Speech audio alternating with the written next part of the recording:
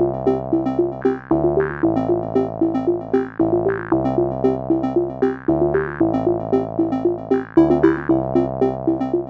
livro, tá bom? Então a gente vai agora realmente começar o assunto de física, da aula de física, né? A gente vai realmente sair daquela parte de matemática, que a gente fez até agora, né? Que era o assunto de vetores e tudo mais, que é importante, mas que não é física realmente, né? É uma ferramenta matemática. Agora não, a gente vai começar o assunto da nossa ementa, verdadeiramente falando. Então a gente vai analisar o movimento, certo? Movimento, bora? Movimento vai ser o tema das nossas aulas até as férias de julho, agosto, né? Na verdade, quando a gente retornar, a gente ainda vai falar também um pouco de movimento, quando a gente for estudar a parte de gravitação, hidrostática e hidrodinâmica. Movimento de fluido, movimento, né? Então, por que que você precisa estudar movimento, né? A gente vai passar aqui mais de um semestre falando desse assunto. Ele é muito importante, porque se você for analisar de uma forma geral, os corpos que a gente estuda, a maioria deles, eles estão na Terra, e a Terra se move. Então, tudo se move e é fundamental que você saiba descrever, pelo menos basicamente, o movimento, né?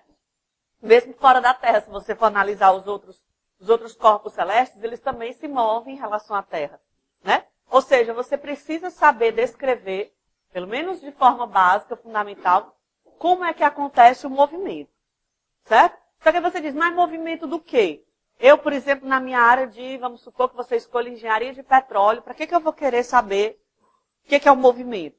Por exemplo, você pode estar interessado em saber como é que você vai retirar, por exemplo, petróleo de uma rocha. Você vai ter que entender pelo menos o fundamento dos conceitos de movimento. No caso, o movimento de um fluido, né, que é o que a gente vai ver lá para agosto, setembro. Ou você vai, por exemplo, se especializar na área de engenharia ambiental. Vai trabalhar na construção de aquela pá para os geradores eólicos, né? Você vai precisar também entender como é que é o movimento. Aquilo lá se movimenta de forma circular, etc. Então você vai ter que saber descrever isso daí, né? Por exemplo, agora, esse final de semana, passou um programa na Globo News falando sobre automóveis. Aí ele falava lá que a Peugeot lançou agora recentemente um carro conversível, que você, mesmo estando com a capota baixa, você não escuta ruído. Porque quando você, por exemplo, você está no carro normal, né? Você abre o vidro, você escuta, e você está dirigindo a uma certa velocidade, você escuta o barulho do vento, né? Se você está dirigindo um pouco rápido. Quando está muito lento, não. Quando você fecha o vidro, você vê que esse ruído diminui bastante, né? E aí eles conseguiram projetar um carro, né? A aerodinâmica lá é tal, que mesmo com a capota baixa, muito mais que um vidro aberto, né? A gente não escuta muito o barulho que o vento faz quando bate contra o carro. Claro que isso é uma coisa meio supérflua, mas de qualquer forma é um estudo que se faz, né? E aí o fabricante está vendendo isso para quem tiver interesse, né? Em ter um carro conversível, onde você não escute muito ruído do ar, por exemplo, né? Ou, por exemplo, um médico vai lá fazer um exame no coração, um ecocardiograma, ele precisa ver como é o movimento do sangue, ele precisa entender.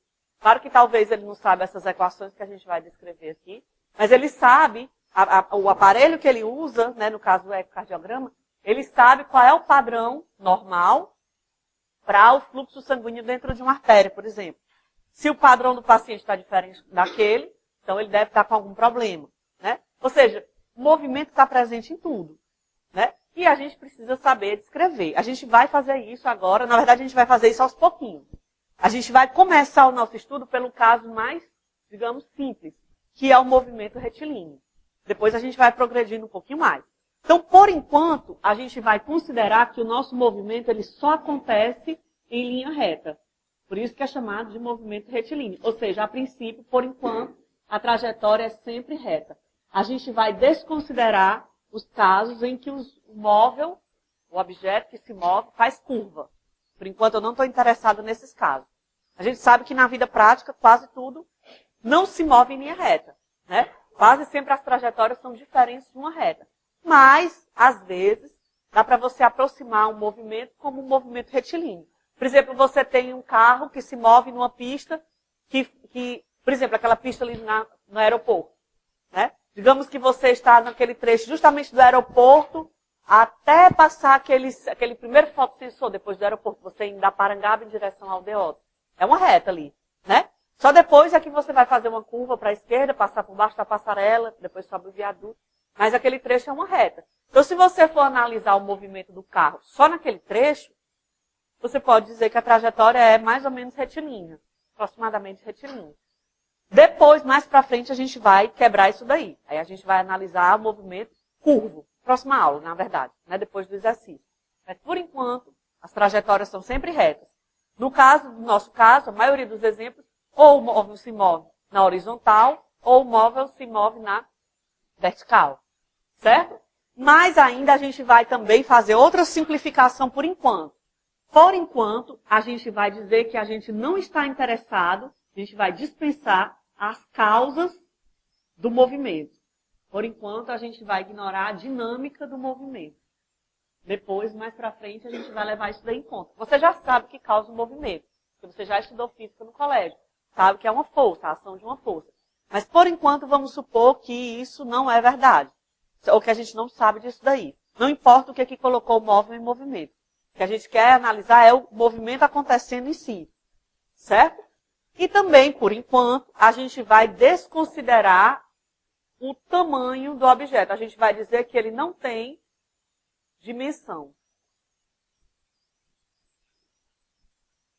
Certo? Ou seja, ele, a princípio, é um ponto. Não importa o que é que se move. Se é uma pessoa, se é uma bicicleta, se é um ônibus, se é um avião. Tudo para a gente vai ser um ponto. Isso vai fazer diferença depois. Lá para junho, a gente vai desconsiderar isso daí. Aliás, a gente vai considerar o fato de que o objeto tem dimensão. Certo? A gente vai quebrando essas exceções aí que a gente fez, a gente vai quebrar uma a uma. Por enquanto, tudo isso a gente joga fora. Depois a gente vai, uma a uma, começando a considerar, tornando a coisa mais complexa.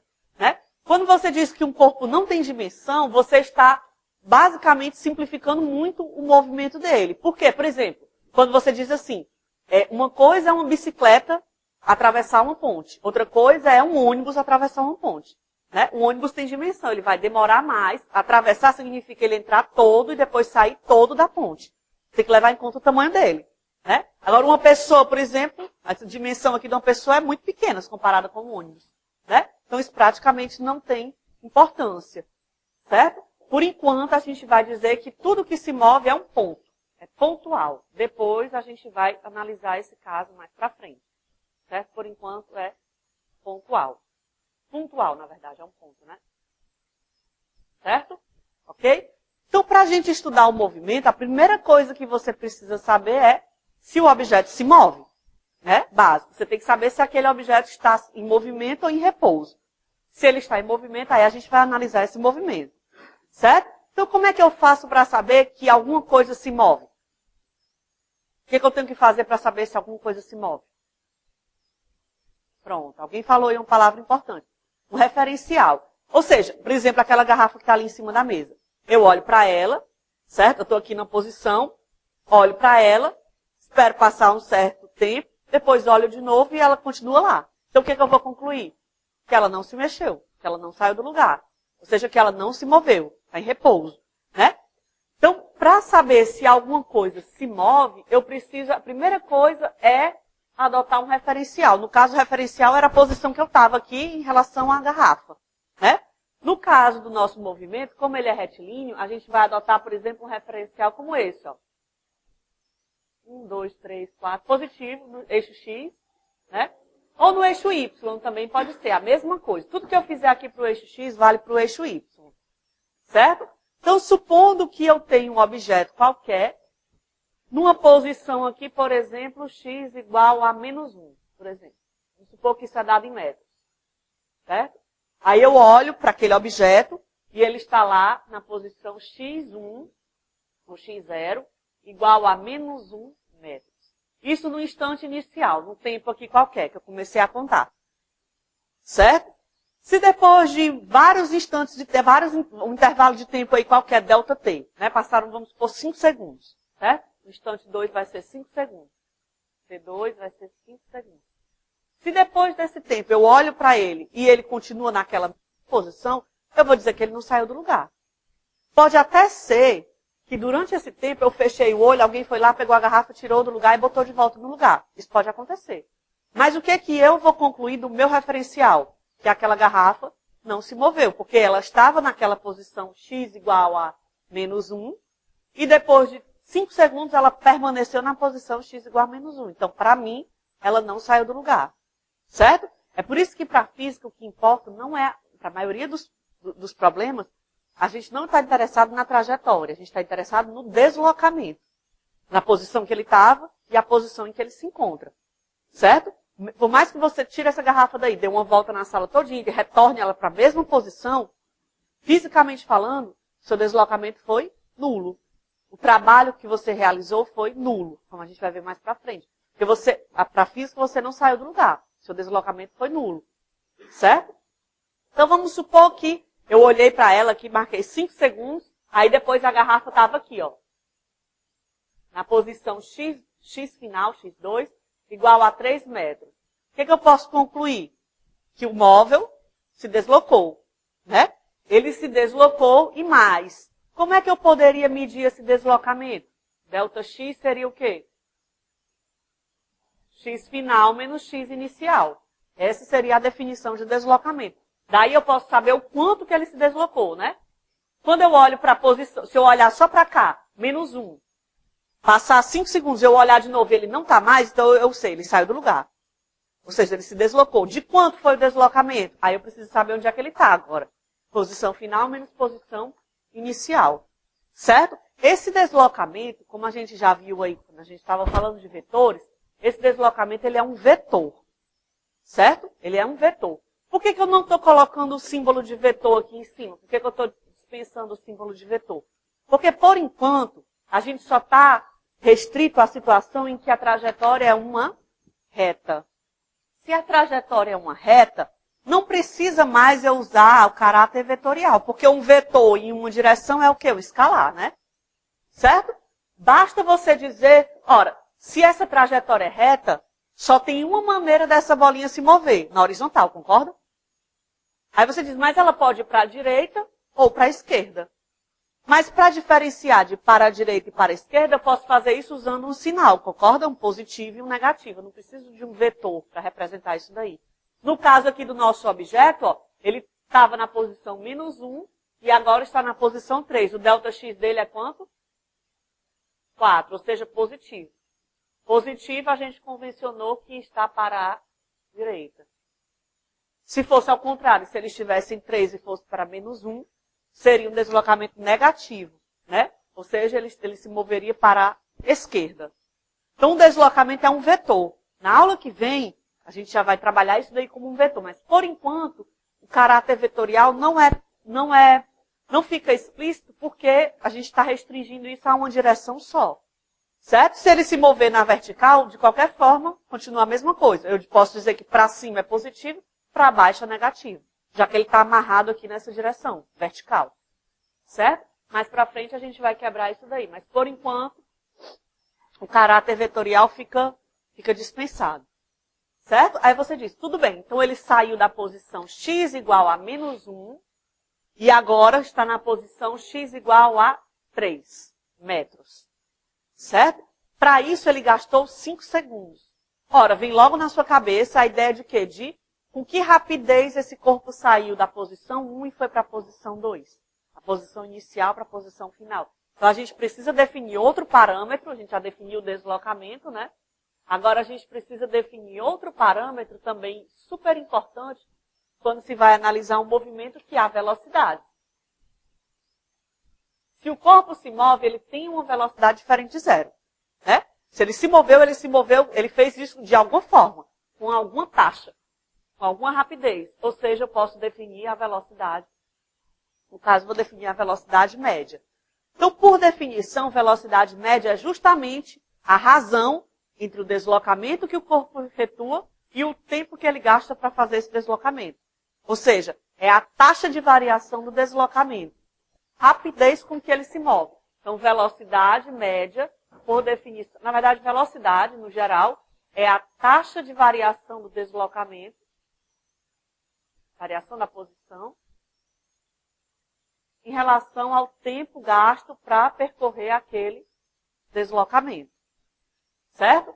No caso do nosso problema, aqui do nosso exemplo, a gente está dizendo que a velocidade, no caso eu vou definir a velocidade média. Ora, o deslocamento a gente definiu como delta x. E o tempo gasto para fazer isso eu vou definir como delta t. Essa é a definição de velocidade média. Né? Se você olhar para cá, preste atenção. Esse delta, o que representa esse delta? Bem aqui. Uma variação, exatamente. Ou seja, final menos inicial. Então, eu posso escrever isso daqui assim, preste atenção, ó. Velocidade média é igual a x final menos x inicial sobre t final menos t inicial. T inicial é o tempo a partir do qual você vai começar a marcar o movimento. Certo? Você está lá com o cronômetro, o objeto começa a se mover, você solta o cronômetro, dispara o cronômetro. Então, você sempre pode, salvo em raras exceções, mas você sempre pode soltar o cronômetro na hora que o movimento começa. É mais fácil você fazer assim.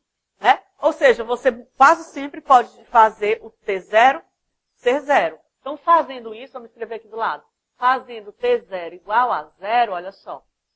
Ou seja, começando a medir o tempo do instante inicial, eu posso dizer que x é igual a x0 mais v médio t. Olha só essa expressão. Ó.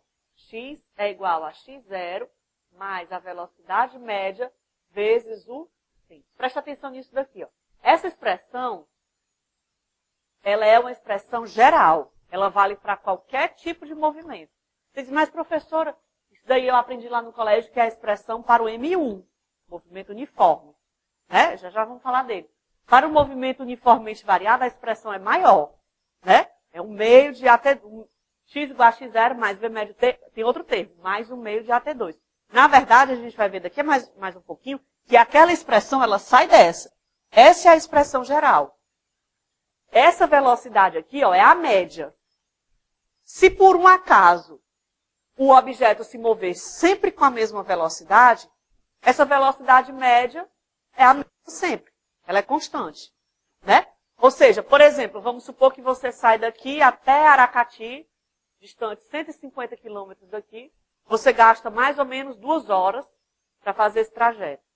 Então, você pode dizer que, em média, você andou a 75 quilômetros por hora. Se você mantiver todo o tempo daqui até Aracati, o velocímetro lá, cravado no 75, aí você pode dizer o quê? Que a velocidade é constante, não mudou. E aí você diz que esse movimento é um movimento uniforme, ou seja, é aquele que acontece sem que a velocidade varie. Certo? E aí não precisa mais você falar em média, basta falar velocidade. Porque ela é a mesma para todos os instantes que você olha para o velocímetro. Só que na prática isso é difícil de acontecer. É difícil que você consiga ir daqui até Aracati sem pisar no freio ou acelerar. Porque tem obstáculo, tem buraco, tem curva, tem horas que não tem nada, nenhum obstáculo, você acelera mais um pouco. Então, na prática, a velocidade média não é igual à velocidade em cada instante de movimento. Ela fica mudando. Tanto é que se você olhar para o velocímetro do carro, o ponteiro muda todo o tempo. Justamente indicando que naquele instante que você está olhando, a velocidade tem um valor. Em outro instante, ela tem outro valor. Em outro instante, ela tem outro valor. Certo? Então, é por isso que a gente precisa definir um outro parâmetro. Vou apagar só aqui no começo, certo? Depois eu dou um tempinho para vocês copiarem. Que é justamente a velocidade instantânea. Né? A velocidade instantânea, o nome já está dizendo. É a velocidade que eu meço naquele instante. Então, vamos definir a velocidade instantânea. Aí eu faço uma pausa. Vamos lá. A velocidade instantânea, por definição, é a velocidade medida num certo instante. Aí você diz, mas para que eu vou querer saber essa informação? A velocidade média não já é uma boa informação? Depende do que você quer. Por exemplo, se eu disser assim, vocês vão fazer a primeira prova, que é há 2 semanas, mais ou menos, né? E aí eu vou corrigir, vou devolver para vocês. Eu posso, por exemplo, fazer uma média da turma, né? Pegar a nota de todo mundo e dividir pelo número de alunos. Vou ter uma média, né? Vamos supor que a média da turma, depois da primeira prova, seja 8,5. Certo? Foi. Gostaram, não? Tá bom, 9,5. Pronto. Melhorou, né? Então vamos supor que a média da turma depois da primeira prova seja, tomara, né? Que seja 9, tá mais real, né? Também acho. Tá mais parecido com a realidade.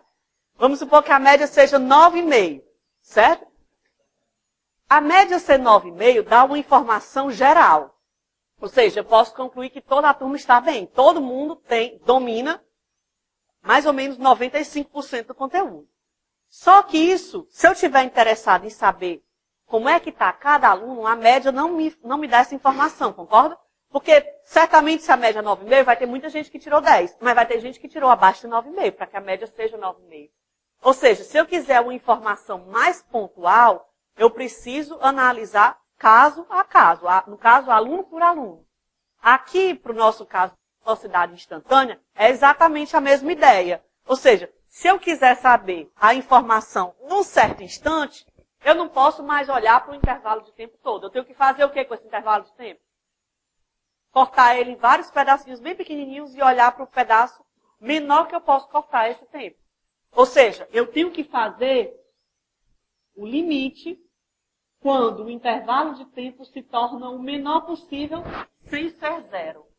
Certo? O limite em que o ΔT tende a zero da velocidade. ΔX sobre ΔT. Certo? Não sei se vocês já viram no cálculo, deve estar vendo limite, mas ainda não viram derivada. Né? Mas vocês vão ver, mais um pouquinho para frente, que o limite de uma razão, quando o denominador tende a zero, é a derivada com relação àquele parâmetro. No caso, a velocidade instantânea pode ser definida como dx dt. Preste atenção nisso daqui. Ó. Você não precisa se assustar nem ficar preocupado por não ter visto ainda derivada. Certo? Você não vai precisar derivar nada na prova. Tem uma ou duas questões na lista que a gente vai precisar usar derivada. Eu vou fazer aqui com vocês e vou ensinar como é que faz.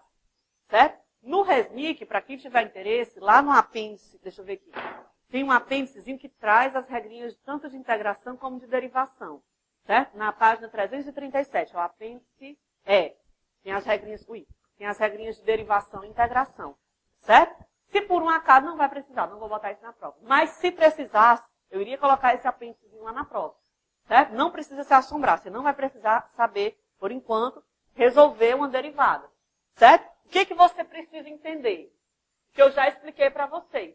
Que graficamente, a derivada representa a inclinação da curva. Eu já falei isso para vocês? Inclusive, vamos fazer isso. Ó.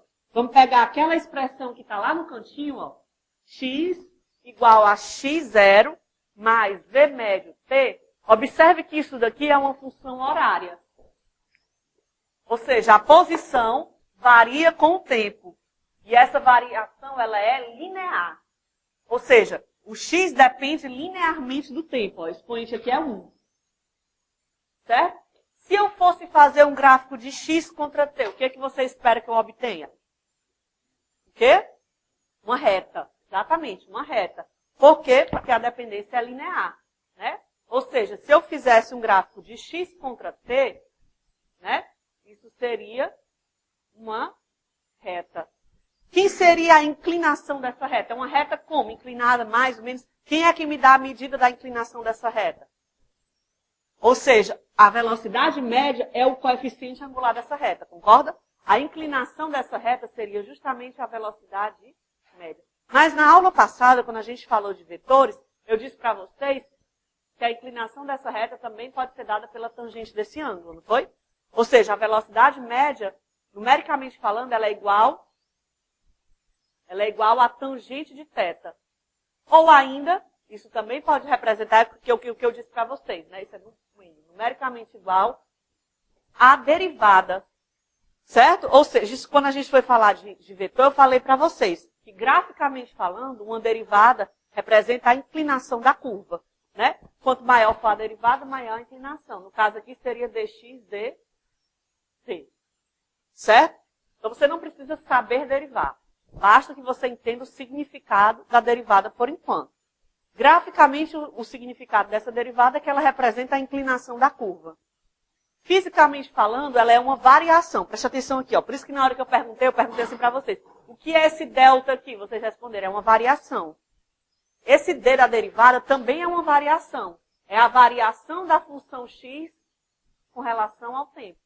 Só que não é mais uma variação grande.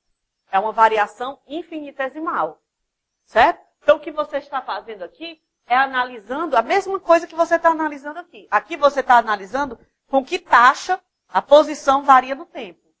Só que você está medindo o tempo no intervalo grande. Aqui você está analisando com que taxa a posição varia no tempo. Só que num tempo infinitesimal, pequeno. Fisicamente, a definição é a mesma. A ideia é a mesma. Certo? É com que taxa temporal o deslocamento varia. Só que um é um deslocamento no intervalo de tempo. O outro é uma posição no instante de tempo. Certo? Para a maioria dos nossos problemas, a gente vai se deter à velocidade instantânea. Salvo em raras exceções, a gente vai precisar trabalhar a velocidade média. Certo? Claro que quando o movimento for uniforme, né? Ou seja, se a velocidade não muda, o que você pode concluir? Que a velocidade média é igual à instantânea. Já que ela não varia, então ela é igual sempre. É como você tirar, nas 6 provas, você tirar 8. Sua média vai ser 8. Claro, todas as notas parciais são 8, então a média é igual às parciais. Certo? Que é um dos casos que a gente vai trabalhar aqui, de movimento uniforme. Certo? Mas a gente sabe que nem sempre isso acontece. Então a gente vai analisar agora, depois vocês copiarem, o que acontece quando a velocidade média difere da instantânea. Vamos continuar, né? Vamos lá, então. Olha só, a gente acabou de dizer agora há pouco, antes de fazer essa pausa, que muitas vezes, na prática, a velocidade varia, né? Ou seja, a velocidade instantânea, ela vai diferir da velocidade média, na maioria das vezes, na nossa vida prática. Né? Tem alguns casos que você pode dizer que o movimento é uniforme. Mas a gente precisa analisar os casos em que ele não é uniforme. Ou seja, onde a velocidade varia. E aí a gente define o parâmetro, que é justamente a medida da rapidez da variação da velocidade. Ou seja, a aceleração, no caso, vamos definir a aceleração média. Certo?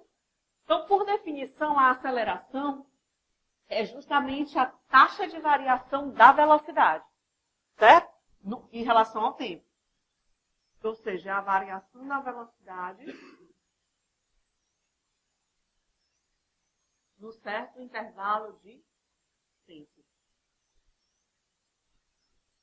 A velocidade média seria quem? A aceleração média seria quem? Seria a variação da velocidade global num certo intervalo de tempo. Então, mas quem é esse ΔV? É justamente a variação da velocidade. Se a velocidade não variar, ΔV seria 0. Ou seja, não teria aceleração. Né? Um movimento sem aceleração, uniforme. Se a velocidade variar, aí você pode dizer que você tem uma aceleração diferente de 0. E essa aceleração pode ser expressa justamente pela relação entre a velocidade e a variação da velocidade e a variação do tempo. Certo? De novo, se a gente fizer o T0 igual a 0, se T0 for igual a 0, eu posso dizer que V é igual a V0 mais A vezes T. No caso, a aceleração média. V igual a V0 mais a aceleração média vezes o tempo. Aí você diz, professor, então a aceleração também pode variar? Pode. Por enquanto, a gente vai se deter ao estudo do movimento que acontece ou com velocidade constante, movimento uniforme, ou com aceleração constante. Ou seja, é o que a gente chama de movimento uniformemente variado. É aquele em que a velocidade sofre uma alteração, mas essa alteração acontece a uma taxa constante. Ou seja, a relação entre a variação da velocidade e o tempo é sempre a mesma coisa, constante. Certo? Na prática, isso também nem sempre é verdade. A aceleração pode variar, sim. Certo? Por exemplo, quando você está subindo, se você pega esse elevador aqui fora para subir, né? Não quer subir de escada, sobe de elevador. Esse movimento com aceleração, né? Primeiro você está parado, a aceleração é 0. Aí você aperta no botão, ele dá um tranco para subir. Aí depois ele começa a subir com uma velocidade constante. Depois ele dá um tranco de novo e para. Ou seja, a aceleração muda. Né? A gente não vai estudar esses casos por enquanto, certo? Em que a aceleração varia. Por enquanto, a aceleração é sempre uma constante. Se ela é uma constante, você pode simplesmente chamar A. Porque se ela é constante, a aceleração média é igual à aceleração instantânea. A gente precisa definir a aceleração instantânea. Que é quem? Ora, a gente vai seguir a mesma ideia que a gente usou para definir a velocidade instantânea. Ou seja, a gente vai dividir um tempo em instantes de tempo, quer dizer, fazer ele, reduzi-lo bastante até que ele se torne quase zero, certo? E fazer a taxa de variação no tempo, fazendo esse limite. Ou seja, a aceleração instantânea, ó, é o limite da aceleração média quando ΔT vai a zero. ΔV, ΔT. ΔV, ΔT. Eu posso escrever isso como sendo dV dt. Ou seja, a derivada da velocidade com relação ao tempo. Certo? De novo, eu repito. A ideia não se altera. A aceleração é a taxa de variação da velocidade. A taxa temporal de variação da velocidade. Seja média, seja instantânea. Se você estiver interessado na velocidade média, você vai olhar a variação da velocidade no intervalo de tempo. Se você agora quer saber a aceleração instantânea, você vai olhar com que taxa a velocidade varia por instante, ao invés de por intervalo de tempo. Certo? Só que a gente escreveu aqui agora há pouco, ó, presta atenção aqui, ó. Depois vocês copiam, presta atenção. Ó. A gente viu agora há pouco que eu posso escrever a velocidade instantânea como o quê? V em termos de derivada. Quem é V? dx dt. dx dt. Então, se eu jogar isso aqui dentro, eu posso escrever a aceleração assim, ó. Logo, a aceleração pode ser escrita como vou fazer assim, ó. dv dt. Só que quem é V? É dx dt. Então, eu posso escrever a aceleração como ddt de dx dt. Isso daqui, na verdade, é a derivada segunda. A aceleração é d2x dt2. Professor, eu não sei nem fazer nem a derivada, quanto mais a derivada segunda, né? Só, eu repito, você não vai precisar saber derivar. Derivada segunda nada mais é do que derivar duas vezes. Você tem uma função, aí você vai aprender a derivar. Derivada segunda é pegar a função, derivar e derivar de novo. Duas vezes. Certo? Não tem mistério. Mas você não vai precisar, por enquanto, saber fazer isso daí. Certo? Basta que você veja que essa expressão dá uma ideia pra gente, ó. Se você olhar agora aqui, ó, o x vai variar com o tempo, mas essa variação, ó, não é mais linear. Ela é quadrática. A dependência é de segunda ordem. Vamos mostrar isso daí melhor. Vamos lá, preste atenção, não copia. Olha só.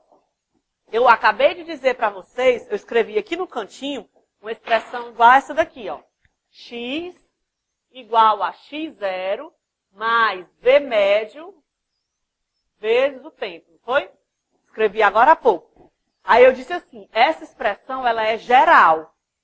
Se a velocidade não variar, não precisa escrever a média, porque a média é igual à velocidade instantânea, basta botar v. Mas se a velocidade variar, pode ser que a média seja diferente da velocidade instantânea. Provavelmente vai ser, né? Então, como é que eu posso fazer? Ora, como é que eu posso calcular uma média? Você fez duas provas, eu quero saber a média. O que você faz? Então, vamos supor que eu posso escrever a velocidade assim, ó. A velocidade média é igual à soma das velocidades dividido por 2. É isso? V0 mais V sobre 2. Certo? Então, vou jogar essa expressão aqui dentro, ó. Aqui dentro. Vai ficar assim, ó. Presta atenção, ó. Logo, x é igual a x0 mais V médio vezes o tempo. Não é isso? Só que a velocidade V, no caso seria a velocidade final, a gente já sabe escrever uma expressão para ela dependente do tempo. Está bem aqui, ó. Não é verdade? Então, eu posso escrever o V como aquela expressão. Lembrando que agora a aceleração sendo constante, não precisa mais botar aceleração média, bota só aceleração. Então, fica assim, ó. X é igual a x0 mais 1 meio de V0 mais V, só que o V é V0 mais AT vezes T. Concorda? Arrumando isso daqui melhor. x é igual a x0 mais 1/2 de 2v0 mais AT vezes T. Continuando aqui, fica assim, ó. X igual a x0 mais v0t mais 1/2 de AT ao quadrado, que é justamente a expressão que você conhece como a equação horária da posição para o movimento uniformemente variado. Ou seja, essa equação ela é válida para a situação em que a aceleração é constante. Se a aceleração for diferente de uma constante, variar, aí essa expressão já não é mais verdade. Seria uma expressão diferente. Né? Porque aqui não seria o A, seria a aceleração média. Certo? Ficaria um pouquinho diferente. Ou seja, aquela expressão é a expressão geral, né? Ó, essa que é a expressão, essa vale para qualquer situação, desde que você vá substituir na média pelo valor conveniente. Certo? Agora essa equação aqui, ó, se você olhar para ela, é a equação que descreve a equação horária da posição, a equação horária da posição para o movimento uniformemente variado, agora você percebe que x vai variar com t. Só que essa variação não é linear, ela é quadrática. Antigamente, para essa expressão aqui, ó, quando você tinha x igual a x0 mais vt, a gente escreveu, estava até ali, eu apaguei. O gráfico dela, a gente fez, vocês me disseram que era uma reta, e a inclinação dessa reta, o coeficiente angular dela era a velocidade média. Agora, se eu for traçar um gráfico de x contra t, esse gráfico é o quê? Uma parábola. Isso é uma parábola, por quê? Porque essa expressão ela é do tipo x igual a uma constante, A, mais uma variável vezes o tempo, no caso t, vou botar assim, ó, vou escrever como a gente costuma escrever no colégio. Y igual a A mais BX mais CX2. No caso a gente escreve ao contrário, né? A, no caso do colégio a gente costuma escrever AX2 mais BX mais C, mesma coisa. Né? É uma equação de uma parábola. Quem define a concavidade dessa parábola? No caso seria o A. Aqui pra gente também é o A, é a aceleração. Né? Ou seja, se o movimento acontecer de forma que a aceleração é positiva, a curva que representa x contra t é uma parábola com a concavidade para cima.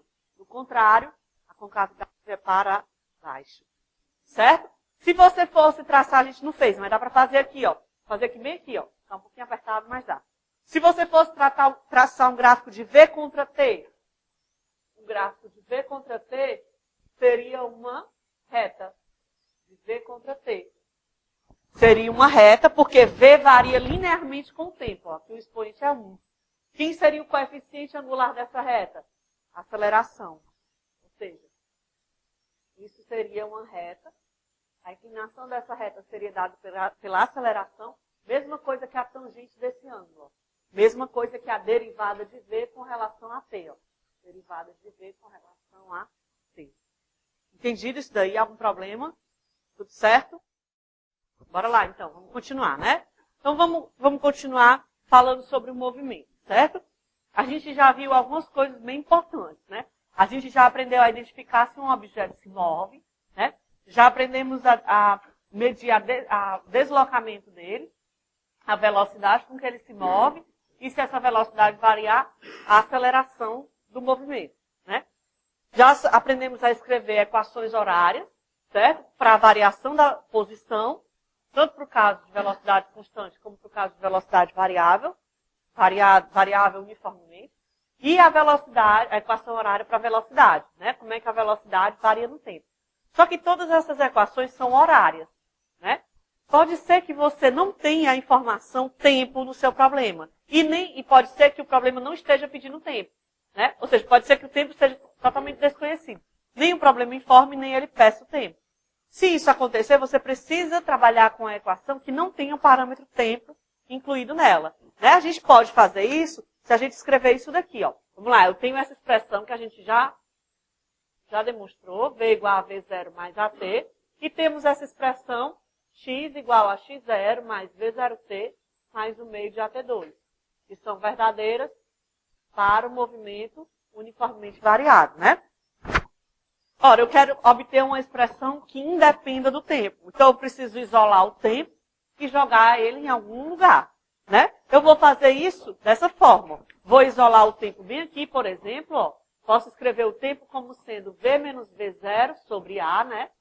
V menos V0 sobre A. E substituindo isso aqui dentro. Se eu fizer isso, o que é que eu vou obter? Todo mundo escreveu aqui? Certinho? Certo, então vamos lá, ó. O que é que eu vou obter? Vou obter isso daqui, ó. X igual... Peraí, isso aqui tá muito bagunçado, né? Deixa eu arrumar melhor, peraí. Um bocado de seta para um lado, seta para o outro, não entendi, né? Vamos lá. Fica assim.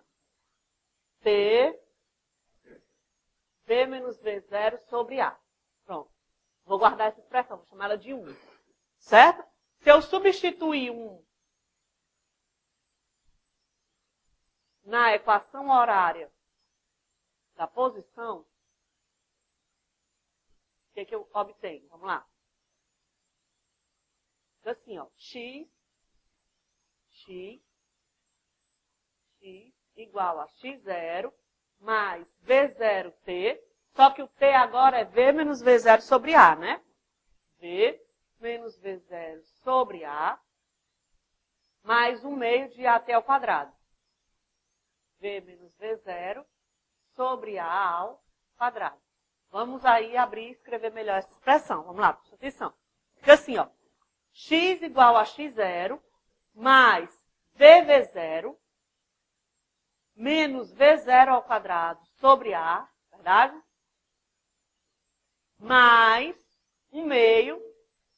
Esse A vai cancelar com um desses A's aqui fora, aqui dentro. Concorda? Porque vai ficar ao quadrado, né? Aí vai sobrar só o quadrado aqui em cima e o A embaixo. Vai ficar assim, ó. Quadrado do primeiro menos 2 vezes primeiro pelo segundo mais o quadrado do segundo sobre A. Ok? Se eu multiplicar todo mundo por 2A, vou ficar com o seguinte, ó. 2A, x menos x0, passei o x0 para lá, igual a, o A vai cancelar com esse A, sobra o 2. Vai ficar 2VV0 menos 2V0 ao quadrado. 2A vai embora, mais V ao quadrado, menos 2VV0, mais V0 ao quadrado, correto? Né? Aí o que eu posso fazer aí? Tem como arrumar aqui, ó. Esse vai embora com esse. Aqui tem 2V0 menos 2V0 ao quadrado, e aqui tem V0 ao quadrado.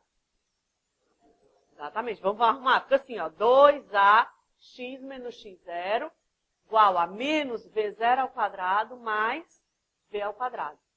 Arrumando melhor, eu posso dizer que V ao quadrado é igual a V0 ao quadrado mais 2A delta da famosa,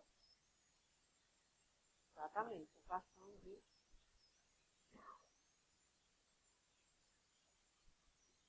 Chern, né?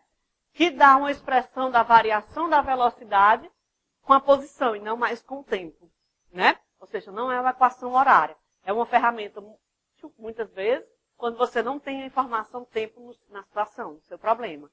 Certo? Então, com esse leque de equações, a gente já consegue escrever muita coisa, né? Vários exemplos de movimento, tanto movimentos uniformes como movimentos uniformemente variados. Vamos lá. Vamos dar uma olhada agora, ó, o livro e o material. Eu sempre costumo trazer, às vezes igual do livro, às vezes não, alguma aplicação, alguma curiosidade, enfim, alguma informação sobre o assunto que a gente vai trabalhar na aula no começo do materialzinho, né? Eu acho que esse é igual ao do livro. Dá uma olhada. É, né? É. Pronto. No livro está na página 14. Né? No material está na página 1. Certo? Que ele trata sobre a questão das batidas do pica-pau na árvore. O que ele diz? Ó? Vamos lá. Ele diz assim, ó. Um pica-pau bate repetidamente o bico contra o tronco de uma árvore para procurar insetos para comer, para criar um depósito ou para anunciar que está à procura de uma parceira. O movimento em direção ao tronco, vamos lá, pode ser muito rápido, mas a desaceleração quando o bico se choca contra a madeira é quase instantânea e seria fatal para um ser humano. O que ele diz? Ó?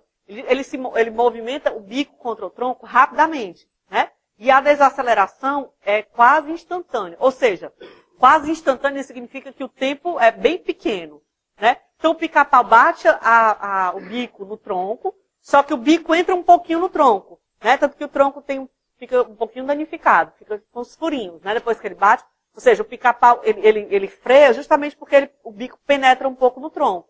Essa penetração causa um freado, aí ele volta de novo, bate e faz isso várias vezes, né? Se o tempo, eu não apaguei, pronto, tá aqui. Se você olhar para cá, ó, se você colocar o tempo aqui embaixo, né?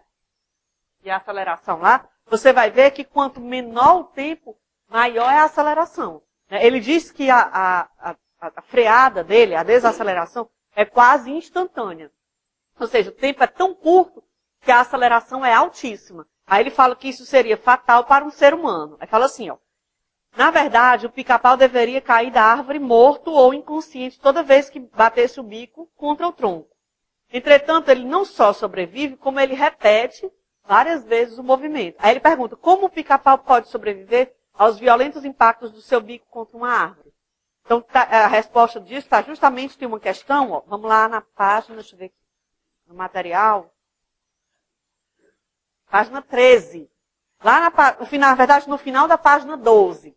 Ele dá aí um exemplo, né? Ele diz assim, ó. A cabeça do pica-pau, vou repetir aquela expressão aqui, ó. V igual a V0 mais AT, né? V igual a V0 mais AT. Ele fala assim, ó. A cabeça do pica-pau se move para frente com a velocidade de 7,49 metros por segundo quando o bico entra em contato com a árvore. O bico penetra 1,87 milímetros do tronco. Na verdade, essa expressão não é interessante porque você não tem um tempo. É melhor essa. O que ele diz? Ó? Ele dá a penetração do bico, ou seja, quanto que o bico se desloca, né?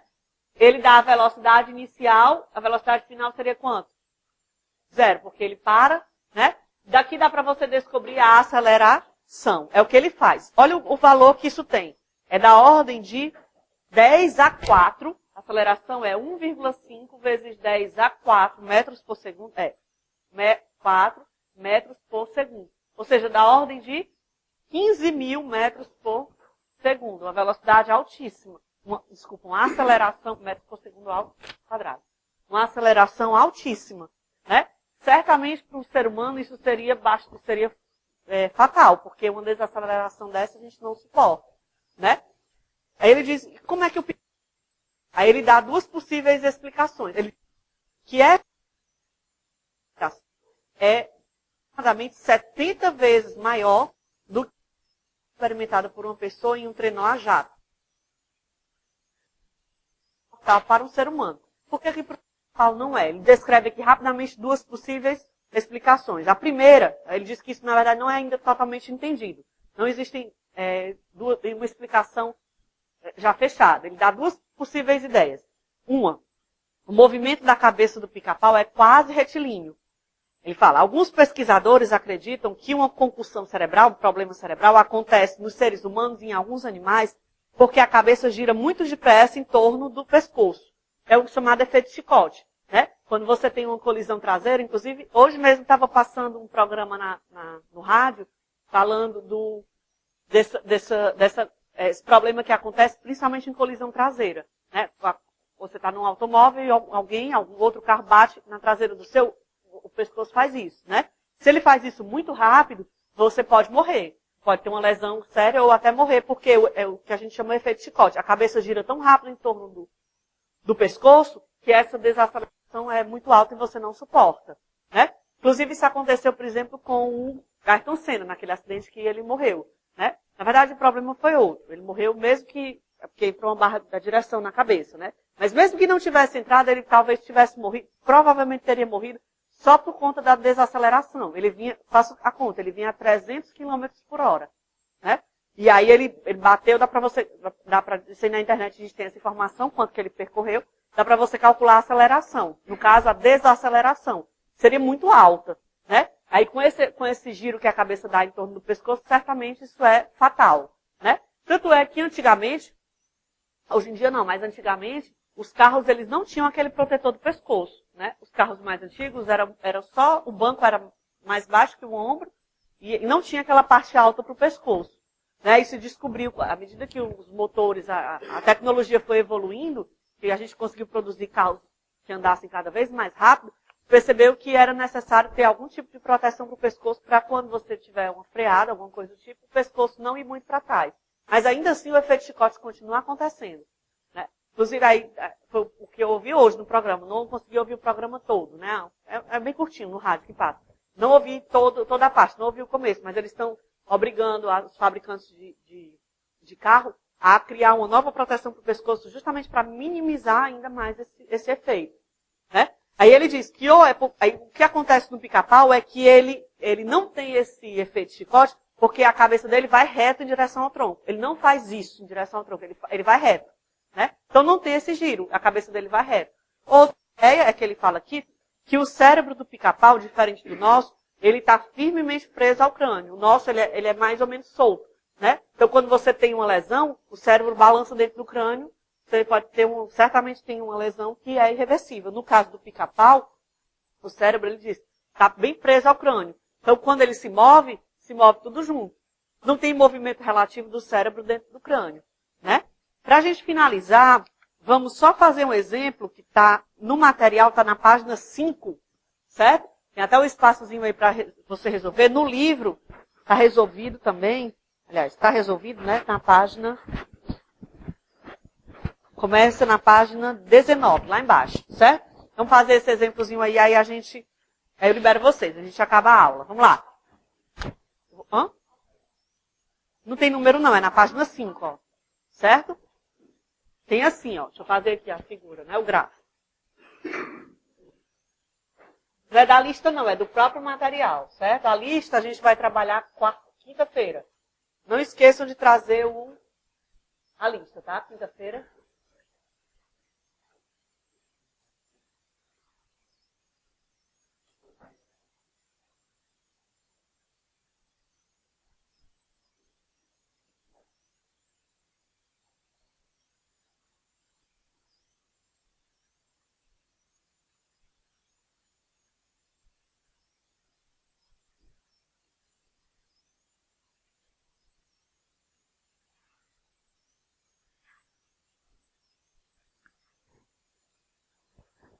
O material, com certeza, e no livro está melhor. Aqui vai ficar ruim, porque aí o papel milimetrado, né, fica bem melhor.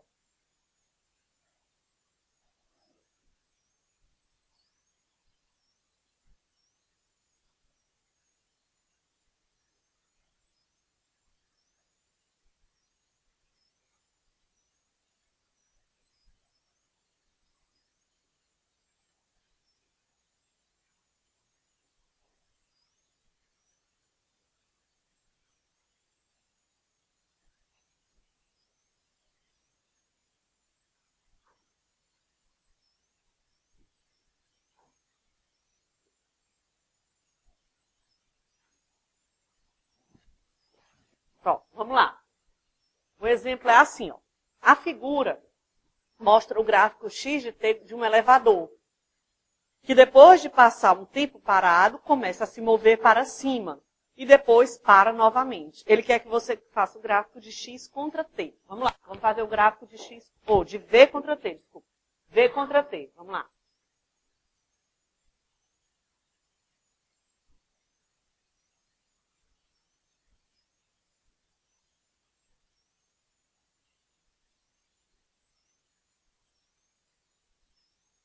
Pronto, vamos lá.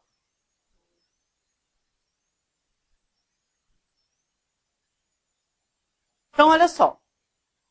Ele diz assim, ó. O elevador está parado, começa a se mover para cima e para frente. Então, vamos olhar para o gráfico. O gráfico de x contra t. Partindo dele, a gente vai fazer o gráfico de v contra t. Olhe para a figura. O que você pode concluir? Tem 4 trechos aí para a gente analisar. Né? O ponto A, o ponto B, o ponto C e o ponto D. Vamos fazer análise do que acontece aí em torno do ponto A. Em torno do ponto A, quando o relógio começa a correr até o instante t igual a 1 segundo, o que você pode dizer a respeito do elevador? Está parado. Por quê? A posição não muda. Não muda e é igual a zero. Né? Ela não muda. Ou seja, de 0 até 1, esse móvel está parado. Se ele está parado, a velocidade dele é 0. Então, de 0 a 1, tá aqui, ó. Certo? Vamos continuar. Entre 1 e 3, vamos deixar para já já. A gente analisa já já. Entre 3 e 8, o que você pode dizer a respeito do movimento? Que a velocidade é constante. Por quê? Porque o gráfico de x contra t é uma reta. Então, eu garanto que entre B e C o movimento é uniforme. Se é uniforme, a velocidade é constante. Dá para eu calcular essa velocidade. Fazendo o quê? Vamos fazer aqui, ó, o trecho entre B e C. O que você pode dizer? Que a velocidade é constante. Portanto, eu vou usar essa expressão. Ó. X igual a x0 mais vt. X final, bem aqui ele marca. No gráfico está ruim de ver, mas aí ele diz que é 24. O x inicial é 4. Está escrito logo acima dos pontos, né? Mas a velocidade eu não sei. De 8 até 3, passaram-se 5 segundos, né? Ou seja, a velocidade é 4 metros por segundo. Então, vamos traçar o gráfico. Ela é constante entre 3 e 8. Entre 3 e 8, a velocidade aqui, 1, 2, 3, 4. Então, está aqui ela. 3 e 8.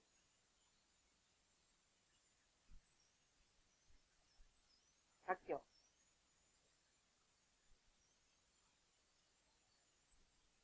V constante igual a 4. Certo? Agora, a gente precisa analisar os trechos entre A e B e entre C e D. E depois D, de D. Né? O que eu posso dizer que acontece depois de D? Exatamente, ele está parado. Depois de 9 segundos, o elevador para de novo. Se ele para, a velocidade é... Então, depois de 9, de novo, a velocidade é 0. Falta saber os intervalos. Né? Vamos lá. Ora, a gente só sabe analisar dois movimentos. Ou movimento uniforme ou movimento uniformemente variado. Quando o movimento é uniforme, o gráfico de x contra t é uma reta. Foi o que a gente analisou aqui. Ó. Quando esse gráfico não é uma reta, no caso aqui é um pedaço de uma parábola, o movimento é uniformemente variado. Então, entre os trechos A e B, o movimento é uniformemente variado. Ou seja, a velocidade não é mais constante. Ela varia. Certo? E aí, como é que eu faço para achar essa variação? Eu posso calcular... Bom, eu sei que ela vai variar entre quanto? Entre 0 e 4, né? Porque o 0 é a velocidade que ela tinha antes e a velocidade que ela tem agora é 4. Então, eu vou imaginar que isso é... Se o movimento é uniformemente variado, o gráfico de V contra T é o quê? É uma reta. É uma reta, você imagina já que seja aqui, ó. Mas eu preciso saber o coeficiente angular dessa reta. Como é que eu acho? O coeficiente angular da reta V contra T é a tangente de θ ou a aceleração. Ou seja, eu posso escrever isso daqui, ó. V igual a V0 mais A vezes T. E descobrir a aceleração. Velocidade final é 4, inicial é 0, a aceleração eu não sei, e o tempo foi de 3 para 1, 2 segundos. Então, a aceleração é 2 metros por segundo ao quadrado. Ou seja, o gráfico é isso aqui, ó.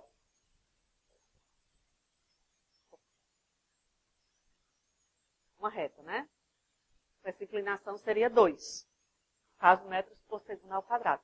E depois disso, a mesma coisa. Entre os trechos C e D, eu tenho movimento também uniformemente variado. Né? A velocidade vai variar. E eu preciso saber a inclinação da reta V contra T. Vou fazer a mesma coisa. V igual a V0 mais AT.